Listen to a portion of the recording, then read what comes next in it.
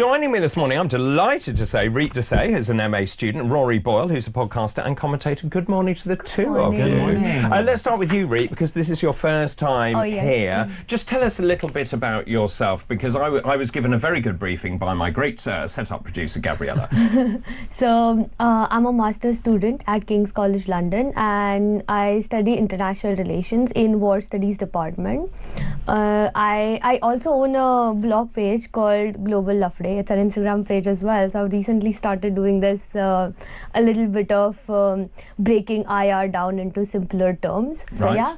Very good, very good. That's a little bit about me. Very entrepreneurial, and of course we know you, Rory, and it's great to see you back again. Thank you. Thank you very much. Right, let's talk about this big story, shall we? Keir Starmer, we've just been talking about this with Ryan Saby.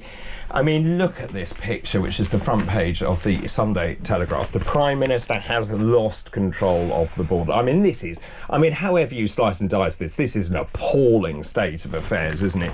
You've got, these are not asylum seekers, are they? They're young men sitting on a dinghy who are coming to this country. They've circumvented the rules over there by what they now are doing is they're pushing the dinghies into the water up to waist height. Then the migrants are going into the water, getting on the dinghy. The French say, well, that means we can't stop them. Meanwhile, the French are sitting there smoking, as I said earlier, a gauloise, not doing anything, given the fact we've given them 500 million quid. This is appalling. But also, I just think for Keir Starmer, who said he was going to smash the gangs, politically, this is just awful. Yeah, it's really, really bad. I mean, looking at those images, looking at the image on the cover of the paper, looking at the images of the French police looking, I'm going to say apathetic, maybe that's a politically correct word to use. Well, they were on their phone, weren't they? Yeah, taking they were. Pictures. I know, really, really bad. And, you know, yes, of course, I think a lot of this is gang related. Not all the people we see pictured are asylum seekers. We can be really blunt about that. But, you know, even those who are, David, just to put it like in very simple terms, children are dying in those seas. It's 100%. getting worse and worse and worse 100%. every single day. And if we look at it from the political angle, if we look at it from what Keir Starmer is doing, well, this has been happening since at least 2018, this huge number of boats crossing the channel. Let's be honest, the Tories did not do enough to stop that. Now it's in Keir Starmer's hands. He doesn't seem to have a clear policy. Yes, smash the gangs, 100% smash the gangs. A lot of this is gang related, and I think that's awful. But it's not going anywhere, and we need more leadership on this. You know, I know that Nigel Farage has said Reform are the only party who are going to actually deport people who are here legally, and that's the best way of tackling it. I suppose you could look at it from the point of view of what Australia did, and maybe sending people to a detention centre. We see a lot of that in the US as well. We need a solution. We need people to be talking about this more proactively, countries speaking to each other more proactively, and I don't think that's going to happen with Keir Starmer. It's a great concept, but the thing is, if you're France or Germany, you don't want the problem either. No, you don't. So in fact, it's very difficult. Now, Reet, you came to this country legally. Yes. So how does this look for you? When you jump through all the hoops, it's very difficult to come to this country legally. It is, right? I had to go through, as an immigrant, I had to go through so many application processes. I had to give proof of my English language, even though I had to, I did through my education throughout was in English medium, right? Via in English language, but at the same time I had to give an exam. And I think on many levels, if this was my country, I would also want people to come here legally, rather than how we saw in the photos, right?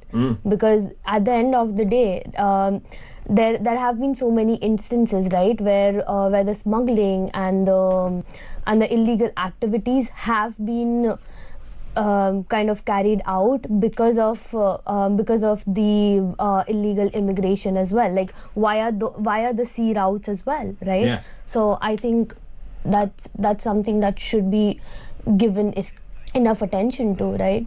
And they shouldn't be given free pass. Well, that's the point. Here. So for you came here legally. You had to jump through these hoops. You had to prove that you spoke English, even though that your entire education has been in English. And yet you see people who are basically chucking their passports in the sea, coming here illegally, circumventing those processes. It's not fair. It's not. It's totally not fair. I mean, there have been so many instances, right, where all of us students in our classes as immigrants, all we talk about are these things, right? That how unfair is it to students like us? That's at really the end of the interesting. day. Yeah. And so what would, I mean, if I put you in charge, can you imagine? I mean, that's such a toxic brief anyway. Yeah. So Will Kingston was here, he's Australian. We saw it in Australia, you mentioned it. They declared a national emergency, they turned the boats back, and they soon stopped. And in fact, to be fair to the Conservative Party, Rwanda started to show dividends. We saw the numbers coming down. We have no idea whether it would have worked because, of course, Starmer, in his infinite wisdom, scrapped it on day one. Is the answer to show tough love? Because your point is very valid.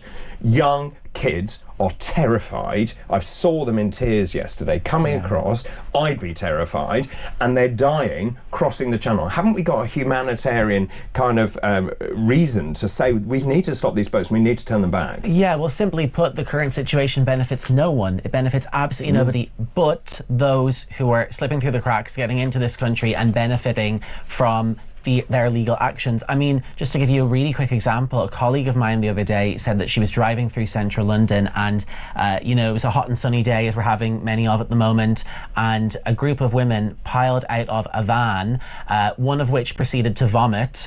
They were human trafficking victims. Police were called. There was this huge scene. And, I mean, like, David, that should not be happening in 2025 in central London. It just shouldn't be. And, obviously we don't know the exact circumstances of what happened there, but we know that this is a massive crisis, and we know that this softer approach has not been working. So we do need a better processing system. We potentially do need to adopt a system like Australia had. There should be less of an incentive for people to come here if they aren't genuinely seeking asylum. It's a complex issue, but that part's not that difficult. And Reet, that's the point Reet made, which is that you come here illegally and you get given a hotel and lodging, and it's rather lovely, and of course it's a pull factor. Just can I ask you, and I don't know how much you are familiar with the political situation, I'm sure you are, international relations. Yeah. This, I think, is very dangerous territory for Keir Starmer, and also we have this by-election taking place in Scotland on Thursday. What is your sense, having talked to your friends, to your other students, to people in this country, about what this does to the popularity of the government? I think, as I mentioned before, right, it also affects, like, at the end of the day, for immigrants like us, we usually would prefer going and moving to another country, right, for another jobs, because again, we study in one of the best institutions. I did my study abroad from LSE. Right now I'm in King's. I have been loving both the institutions, right? They're one of the top institutions in the world. So I wouldn't want to compromise my education, but at the same time, if it's affecting my job opportunities, I would want to move, right? It says a lot about the government at the end of the day. And let me just ask you the same. So politically, toxic for Starmer, by-election in Scotland, you've got the SNP in full retreat at the moment, it would seem, anger building to unprecedented levels. How do you think that's going to play out? Well, I think this is arguably the most important political issue at the moment in terms of how people are going to vote when we have our next general election. Appreciate that's quite a while away, but I do think that Reform's very hard stance on this crisis has actually won them a lot of support. I think the fact that Labour seem to be sort of twiddling their thumbs, for lack of a better phrase, has lost them a lot of supporters. I will just say very briefly, I don't like all the hate and vitriol thrown at this situation. For example, Lucy Connolly, no, it's an extreme example, but I don't support her saying that she didn't care if migrant hotels were attacked. But she was angry. It was in the heat of the moment. There had been this terrible atrocity. I get that. I don't think we can ever condone making a statement that seems... I don't think anyone does. They just said the sentence is way out of kilter. Sentence is totally out of... I mean, compare that to what Hugh Edwards got, for a much more serious crime, in my opinion. I think, though, that I do want to see a more nuanced conversation around this. But yes, there needs to be a hard stance on it. That's what's going to win people over. Rory and Reet, thanks for the moment. We'll take a break. We'll continue with our Future Politics panel after this break. This is Weekend Breakfast.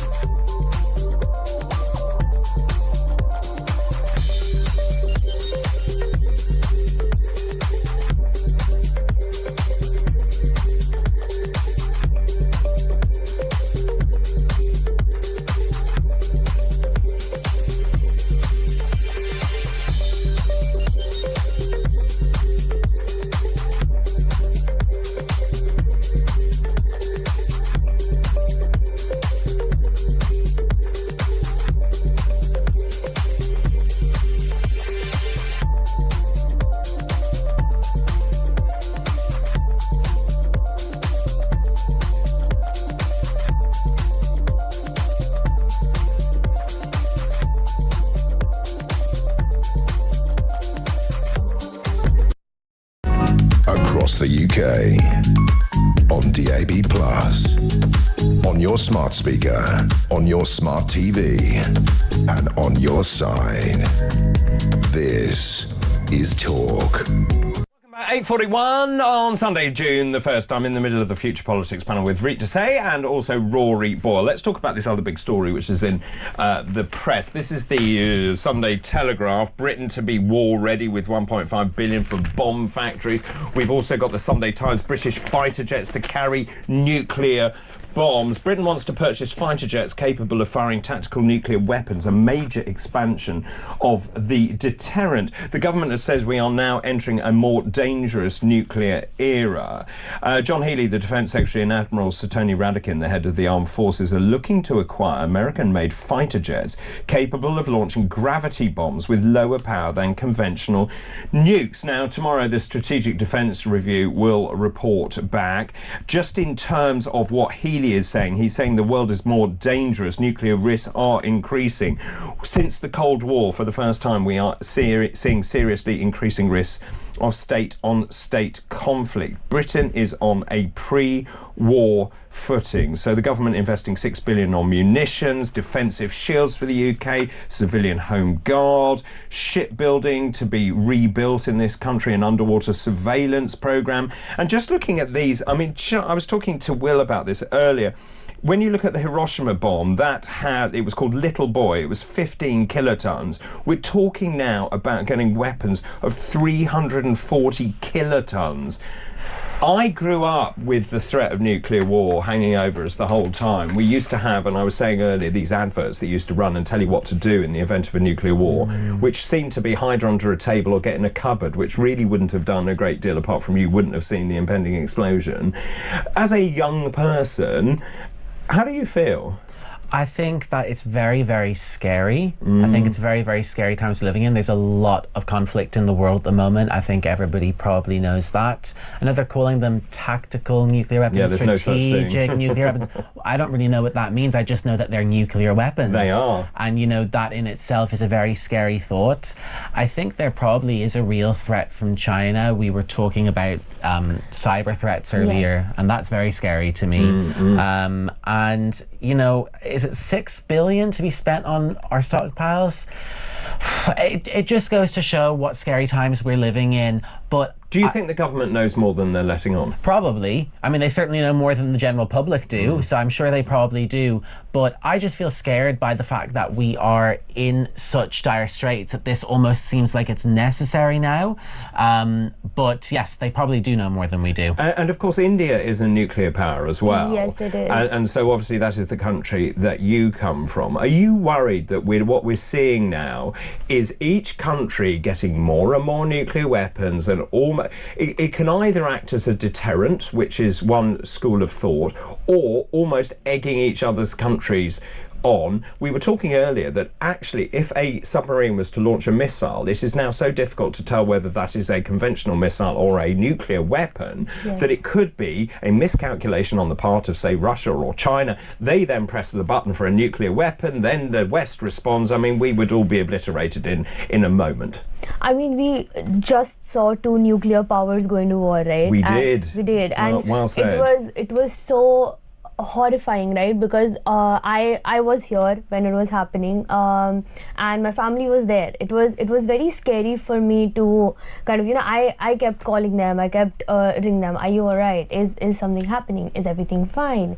Right? Because what was the feeling in India then? Because obviously you've got 2 nuclear powers where they're sort of retaliating against each other. There was real concern about the escalation of that conflict. It was, but you know, in India personally, I mean, whoever I have talked to, right, it was basically in response to the attack, right, the whole operations and those. And at the end of the day, a lot of people in my home country, all of them were like, we trust the government, right? And that was such a relief to hear, right? There have been instances, and in geopolitically all over the world as well, we see that people usually do not trust their governments when something like this happens, right? So at the end of the day, I was so relieved to hear something like this from everyone, that I think I trust the government and they're going to protect us, right? So even if anything happens, and I think nuclear war is a very big escalation at the end of the day. However, whenever something like this happens, right, coming from the Department of War Studies, something which happens way before is the cyber warfare. Yes, which is what you mentioned earlier. Rory and we already know that's happening. We've got Russian submarines, the undersea cables, the interconnectors across the channel as well. But David, when you're talking about those ads that you saw, obviously a long time ago now, like that to me feels unreal. I can't imagine turning on my TV. This was in the mid-'80s. Yeah, and which in the grand scheme of things was not that long ago, right? But I just can't imagine in 2025 turning on my TV or opening up social media and seeing something like that in the UK. Well, so they're talking about having a reserve army to look after nuclear power stations. Would you serve? I wouldn't serve. If you were called up? Oh, if I was called up to serve, look, I don't know. Because you're young enough. Yeah, but the thought of that again is very, very scary to me. I know we speak a lot about how people being patriotic essentially is now a dying art form, and that there aren't young people who are willing to serve. I think you can maybe only answer a question like that when the threat is actually very real and it's presented to you.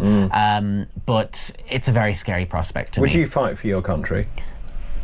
Again, just like as Rory said, it would be something which I am very skeptical about.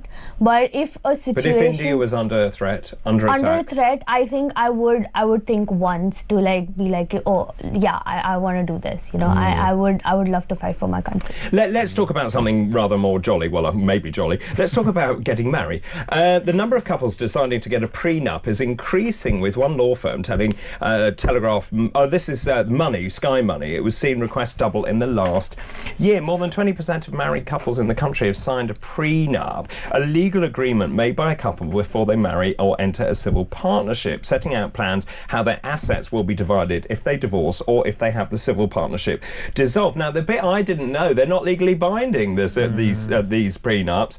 But it was due to a landmark ruling in 2010 that courts are expected to uphold the prenups. Now, as a young person, would you, if you were to get married, go into a civil partnership, would you have a prenup? Hell to the yes. Would you? I would. I think, look, at the end of the day, we have more options nowadays. I think that's why this is going up. So I know this is very... What do you mean, more options? Well, what I mean is, back in, let's say, 60s, 70s, 80s, especially in Ireland, when divorce was illegal until the 90s, good point. I think that, you were essentially in that marriage for life.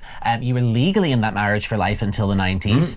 And so I think now that we have things like dating apps and it's much easier and quicker to meet people, people's mindsets towards dating and relationships is a lot more open. And I think that, frankly, given that we know 1 in 2 marriages end in divorce, I just think it's good business sense. And at the end of the day, it's a partnership.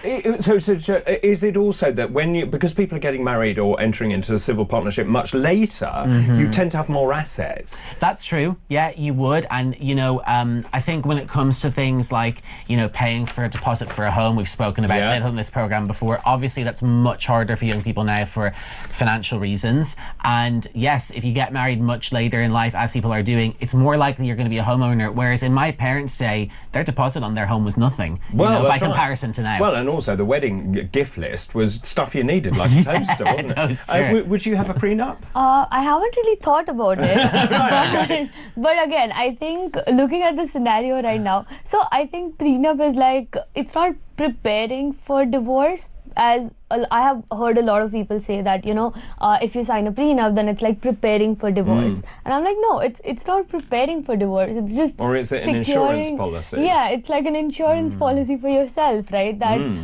and as we have proceeded towards 21st century, now even women are working, and there is an equal partnership in terms of finances. So can I just ask you, in India, because you often have family weddings, arranged marriages, for example, are prenups common in India? No, they're not. Oh, really interesting. So I think if you ask my parents, they'll be like, do you not trust your partner enough? Are you preparing for a divorce? Very good. Okay, Reet and Rory, thanks for the moment. We'll take a break. We'll continue after this break.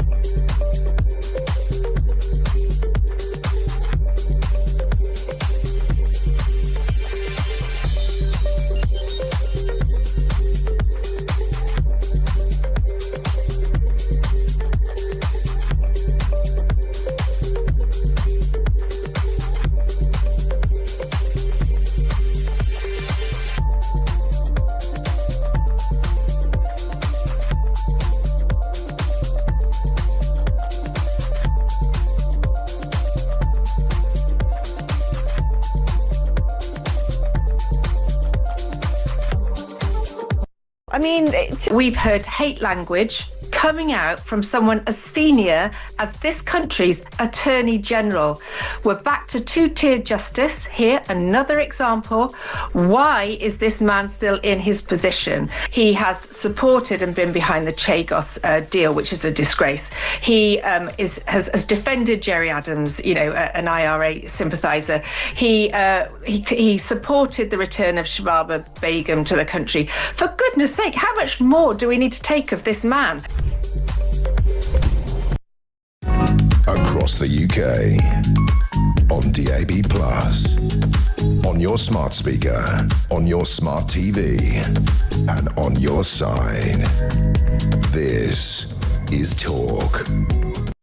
Welcome back. We're in the middle of our Future Politics panel. I've got Reet Desai, who's an MA student, Rory Boyle, podcaster and commentator. I've got to talk about this story. A British canoeist has been banned from competing and says he is being forced to choose between his Olympic dream and his OnlyFans account. This is Kurt's Adam Rosenthal's. He competes in the individual canoe slalom. He was suspended in April by governing body Paddle UK following allegations about his posts on social media. He is in the world-class programme, the UK sports lottery-funded initiative to put athletes on the course for the Olympics, pending an investigation. So basically, the story here is he is being given a grant of $16,000 to support his training. He has an Olympic dream, but he can't make ends meet. So he has decided the only way to do that is to go and create an OnlyFans account. And if people don't know what an OnlyFans account is, it's where you can post raunchy photos and videos and make money. He's made £100,000 since creating the OnlyFans account. He's a very good-looking chap.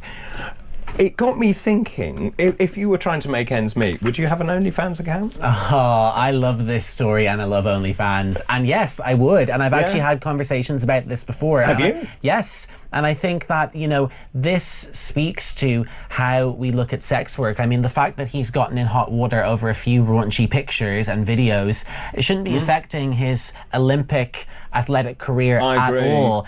And, I think, frankly, we've seen this time and time again throughout, our own media, whether it's Page 3, whether it's Babe Station, which I believe is still on Sky. I believe so. And, all these other sort of networks out there, such as OnlyFans, it's nothing shocking. People can pearl clutch all they want, but at the end of the day, I just think it's cheeky fun. Well, and also his mum was really against it for obvious reasons, and then he managed to convince his mother, and of course the sums talk for themselves, don't they? If you only get a grant of $16,000, he is training all the time, he has no other source of income, he's decided this is a way to make money. Would you do it? Personally, I wouldn't, because sometimes there are times, right, that if you want to make ends meet or something, it is something that you do out of need rather than want, right? And that is something, because of that, he should not be banned, right? He should be able to, shouldn't be able to like compromise his sports career. Yeah, it's odd, isn't it? Why do you think they banned him? Is it, as Rory says, is it pearl clutching? They've gone, oh my goodness, we can't possibly have someone who's showing saucy I think pictures. It's just like a taboo in the society, and that's why they might just have. I don't think young people care. Do they? No, they don't. I mean, if you ask me, no. Yeah, they don't. And one other point on that as well is, for example, say you told somebody, okay, you need to have a side hustle to make more money. You're excelling at music in school. You should start a music career, put your music on Spotify, try and make money that way. We know Spotify are giving very little money to musicians from streams. OnlyFans gives the creator of the content 80% of the profits. That's a very good percentage, right? So, if anything, this is just good business. The fact that he's hot too helps, let's be honest. Yeah, I mean, he's very lucky in that respect. Also, Olympic gold medalist Jack Lawler created an OnlyFans account in 2024 to make ends meet as well. His father said it makes extra money for him. He's pleased to have the opportunity, but it's nothing that you couldn't show your grandma. He also said, since he's wearing trunks the whole time anyway, there's nothing left of the imagination. So, I mean, I think I'll now consider an alternative source of income for myself. I'll start an OnlyFans account. I'll see you there, David. All right. Thank you very much to both of you. Reet Desai, MA student, Rory Boyle, podcaster and commentator. That was today's Future Politics.